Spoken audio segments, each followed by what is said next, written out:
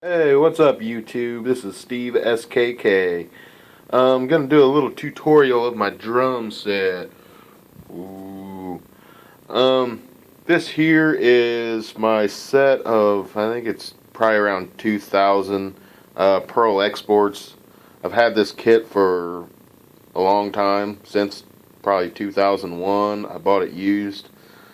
Um, yeah, it sounds okay. I mean, for what it is, it's beat to hell.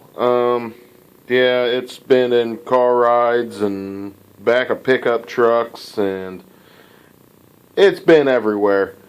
I usually use this kit live, mainly just because, well, yeah, it's beat up. It's been used and abused on the road. It doesn't look that bad whenever it's set up on the stage, whenever you're far back from it. But, it's okay. Here, I'll give you give you a little look on it here. Yeah. It's yeah. it's it's had its better days. But it still sounds good whenever I tune it up. Yeah, and my cymbals, I got a mix of K's and A customs, regular A's, got an Oriental over there, got a Z custom over here, and got some stack of some crappy cymbals. Yeah, first cymbal here, the Z custom. I used to like them a lot back whenever I played heavy metal all the time, but nowadays I just really don't care for them. It's loud, it's ringy. It doesn't get out of the way really fast at all. It's just really a loud, obnoxious cymbal. It's really good for like doing mutes. That's mainly the reason why I still even put it on my kit today. Other than that, man, it's Z Custom Rock Crash 16-inch. Blah blah blah. Don't like it. Next here I got the K Custom Fast Crash. I like this little cymbal a lot. It's 14-inch. I mean, I'm not really big into the smaller cymbals, but whenever I bought this one, I found a good deal on it on the internet, and I just went ahead and I bought it. And it sounds really good for what it is. I mean, for being a 14, it really pops and it really gets out of the way quick. I don't know how good that sounds on here. Probably not really good, but it sounds really good. I like it a lot. It's pretty versatile in what it does. Good cymbal. First K Custom I think I ever bought, so, I like it a lot. Next here we have, well, the light's crazy. Next cymbal we have here is a 16-inch Custom Dark Crash. I like this one a lot. It pops to a lot like that 14. And it gets out of the way real quick. It's versatile. I mean, I play everything. I still play heavy metal, and I play it in heavy metal. I use it for rock music. I can use it for jazz whenever I'm get down with all that stuff. It works for about everything. Good cymbal. Next here we have this crash is a 18-inch Custom Dark Crash, K Custom. I like this one a lot. It's dry. It works well for a lot of different things. I also use this for everything pretty well. Real versatile. This one here is really dry compared to a lot of the ones that I've heard. But that's kind of the reason why I bought it, because I kind of wanted something a little drier. I was playing with an 8 Custom for an 18, which I'll show you here in a minute. But yeah, I wanted something that was a little drier, it was quicker, it got out of the way a little faster than, say, the 8 Customs, which I do like. I like the 8 Customs a lot, but I like this one a lot better. Here's the 8 Custom I was just talking about. It's an 18-inch. I don't really know what it is. I bought it used. It never had the logos really on it. They're always off, but I don't really care. These ones I bought new, so they all have the logos on them still, because I think the one might be a year old now, the 14. But yeah, this here is it's a good sounding crash. It's pretty lively. It works great for, I mean, a lot of things, except if you're going to get into like playing lighter stuff like some jazz and stuff like that. It doesn't really work well with it. I mean, it can be used for that. I mean, really any cymbal can be used for anything. I mean, I'm not one of them people that say, oh, this cymbal works for this and this cymbal works for that. No, yeah. But it's a good cymbal. It's a real solid all-around cymbal.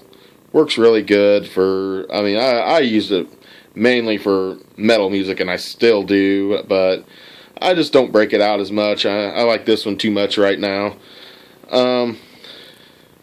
Then here, coming back around the other side of the kit, got a, this here is a 16-inch Zildjian Oriental China. I'm not a big China user, but this 16, I like it a lot. I've owned, I can't tell you how many of these things I've bought, sold them. But, well, it's a awesome sounding China. I don't know. I like it a lot. Especially as far as Chinas go, because I don't really play with them too much. I do use them here and there for accents and stuff. I actually didn't have a China there for, I'd say a good 5 years. I never had one.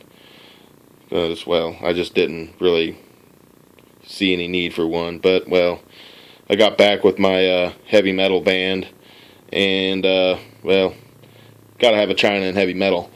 The next up here, we have this Zildjian, it's the Avedis series medium ride. I love this thing. I've had this ride for quite a while, and I've had chances to buy other ones, but I like this one too much.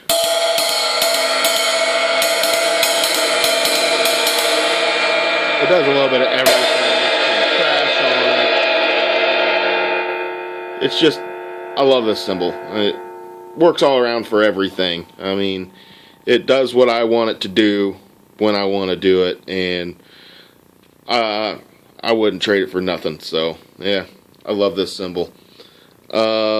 Next up here, we'll do this thing. I actually had, here's one of my old 16-inch Oriental Chinas that I had broken. This things, I can't tell you how long ago I broke it, but I'd actually had a buddy of mine cut it down. It's all cracked and stuff now, but yeah, you can see some of the little cracks down in there.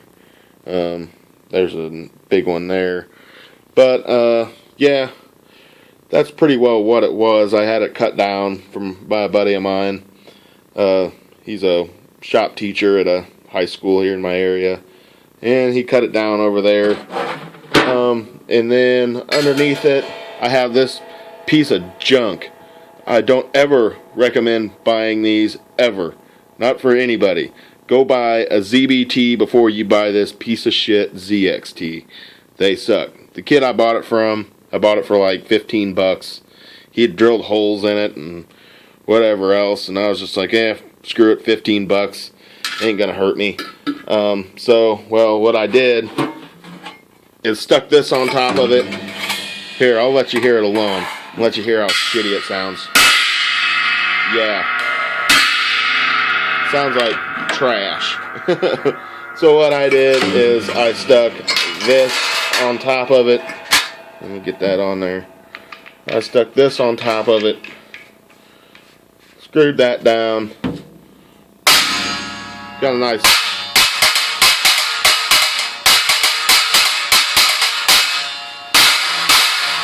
now it works really good as a stack. That's about all that's good for. Don't ever buy them crap ZXTs. They suck, in my opinion. Might as well buy ZBTs if you're going to go for a cheap cymbal from Zildjian. But I don't even recommend Zildjian's cheap cymbals. I'd say go with Sabian B8s if you're going to buy any cheap cymbals. They just sound better. I've owned a few years and years ago, and I went some ZBTs, and well, I went back to the B8s. But then here I have an A Custom Splash. I have had this cymbal since I think 1999. So yeah, it's it's actually, I've had it longer than this drum set, and I love this splash. I mean, it's quick, gets out of the way. You can actually play these with your hands. I love that. I love those A custom splashes. This is the 10-inch here. Oh yeah, and the stack here, I don't know what that's cut at. Somewhere around 8, 9, about 11 inches. And that under there's 14. But yeah, this here's a 10-inch A custom splash. Really love this guy. I've had it forever, and I don't ever plan on getting rid of it. I had bought it used from a friend of mine, and well, he's never getting it back. Then here I have an 8-inch A custom splash. I think I bought this in 2004, somewhere around there. My family actually took a trip to Florida, and I just went and bought it over there. So, well, the only thing I'd come back from with going to Florida was this. There's so many other things I could have done, but yeah, I chose drums instead of going out. Yeah, I like this thing. It's a little higher pitch than a lot of them that I've played on. Actually, it's not as high pitched as some I've played on also, but I don't know, I really like this little 8-inch. I've owned it forever. I still like it a lot. It's a good one. I don't know, yeah, the next here we got the classic Avedis Zildjian New Beats. Oh yeah, these things here are the classics. I love these cymbals. I've owned one other set. It's actually sitting over there, that set, in that pile of drum stuff, and there's some veneer that I'm using for some cabinets. I actually did a drum in that, and here, I'll get to that here in a second. Here's the drum that I actually re-veneered. This is a Slingerland. It's an 80s Slingerland snare. Not sure what year. Slingerland was terrible at doing that. Actually, I think about every drum company was. But here's the finished product of what I did with that veneer. Yeah, bring it all around here. It's ambrosia maple. What it is the beetles got in the tree, and that's from like water and minerals in the water that caused all the streaking in the wood. Yeah, the hardware is pretty beat up. I've had this snare since probably 96, 97. I'd actually got it from my buddy for like $5 back then. He played the snare drum in grade school, and he quit playing the snare drum and sold this to me for $5. Yeah, pretty good deal. It's a 3-ply. I think got like maple and mahogany in it, I think. I don't know. Pretty decent snare though. I like it a lot. Always have liked it a lot. It did have the chrome wrap on it first, but the chrome wrap looked like garbage. I guess my buddy thought it was actual metal, and well, it wasn't. And he inscribed his initials on it, and yeah, it looked pretty bad, pretty rough. On here right now on the top I have it's a coded control sound with the reverse dot. Never was a huge fan of these. I usually put the Emperor codeds on my snare drum heads. I actually got this one for free from a friend of mine. Yeah, he hooked me up with it. I put it on here. It's like, yeah, it works. Bottom I have just the Hazy Ambassador. On the tops of here, I actually need new heads pretty bad on here. These things are pretty old. They're all Emperors, Remo Emperors on the tops, Remo Ambassadors on the bottom.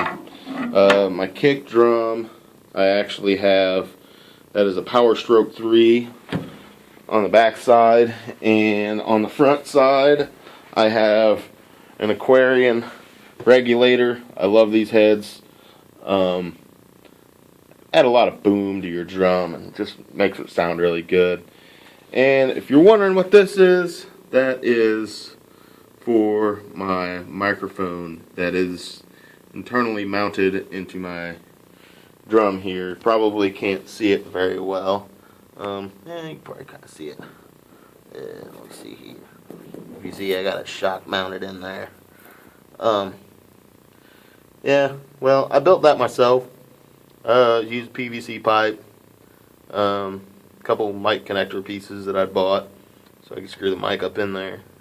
Kind of right angles, XLR. And use some bungee cords. All in all, that cost me about maybe $20 to do all that, compared to the cheap Kelly shoe, which costs $50. Well, most of my hardware is Tama hardware. I love Tama hardware. It's always done me good. This is all the Road Pro series, except that thing. That's one of the cheap ones they made way back in the day. And I also got another one over there that's actually a pearl bongo stand bottom to that. But them are things that I don't ever bring.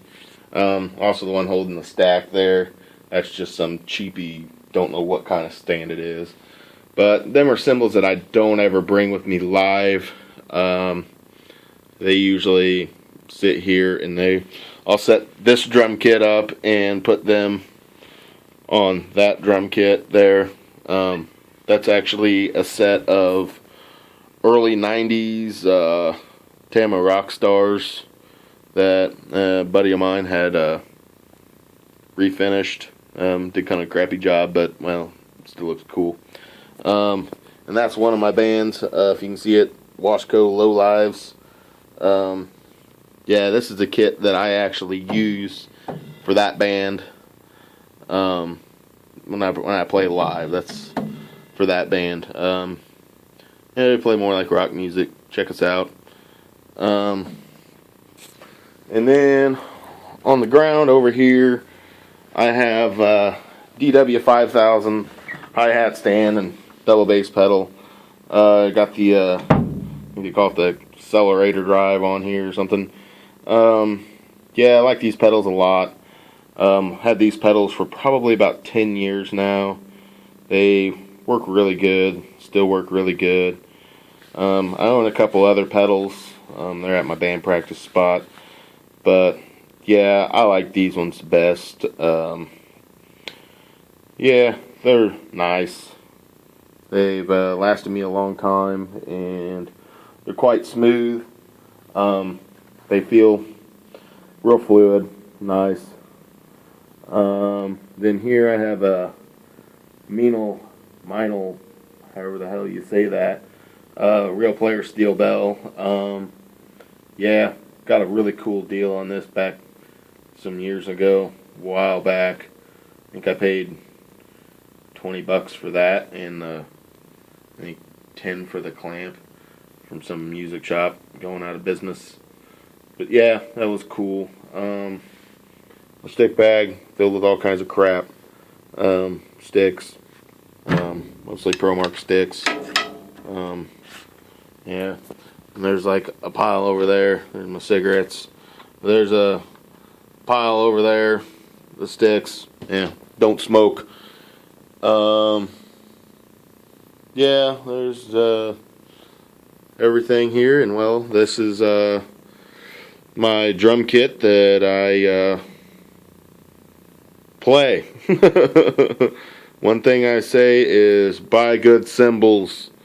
You can use mediocre drums and get away with them sounding pretty good, pretty decent. I get a lot of compliments for my kick drum. Sounds really good. Got a lot of balls to it. But buy good cymbals. Don't settle for cheap shit if you're trying to get a good sounding cymbal once you start playing. Yeah, well, I think that's about it. I can't think of anything else. Check out my bands, Some Kind of Khaos. Check out the Washco Lowlifes, as I mentioned before. I got a new band starting up called Odium. I'm also in a couple other cover bands. One called Slappeth. And another one called Backlash at the moment. Yeah, check my bands out. Yeah, hope this tutorial was uneducational and you didn't learn anything from it, but, well, you got to see my drums. Thanks. Alright, you guys have a good one.